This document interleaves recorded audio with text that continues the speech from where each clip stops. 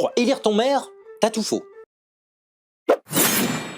Les 15 et 22 mars 2026, tu vas voter pour une liste de candidats conduite par une tête de liste. Mais ce que tu choisis, c'est un conseil municipal et pas directement un maire. Comment ça fonctionne? C'est un scrutin proportionnel à 2 tours avec prime majoritaire. Reste calme, je t'explique ça. Si une liste obtient la majorité absolue au premier tour, elle remporte automatiquement la moitié des sièges. C'est la prime majoritaire. Les sièges restants sont ensuite répartis proportionnellement entre toutes les listes à plus de 5%.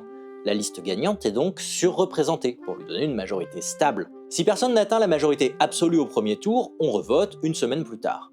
Seules les listes ayant obtenu plus de 10% peuvent se maintenir, et celles à plus de 5% peuvent fusionner avec d'autres listes. Au second tour, pas besoin de la majorité absolue, c'est simplement la liste arrivée en tête qui l'emporte, et elle reçoit là aussi la moitié des sièges, et les sièges restants sont répartis proportionnellement. Mais là on a élu le conseil municipal, pas le maire. Une fois les conseillers municipaux élus, c'est eux qui élisent le maire au scrutin secret à la majorité absolue. Ça se passe lors du premier conseil municipal qui doit se réunir entre le vendredi et le dimanche suivant les élections.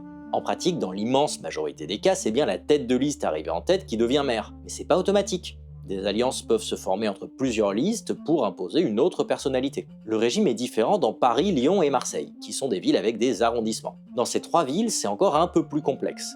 Les électeurs votent par arrondissement ou par secteur pour élire des conseillers d'arrondissement. Une partie d'entre eux siège aussi au conseil municipal central qui élit ensuite le maire de la ville. Depuis 2026, la prime majoritaire pour le conseil municipal central est abaissée à 25%, au lieu de 50% dans les autres communes, pour mieux refléter le pluralisme politique de ces grandes villes. Donc non, pour les élections municipales, tu n'éliras pas le maire directement. Mais ton vote décidera de qui siège au conseil municipal, et c'est ce conseil qui fera le reste.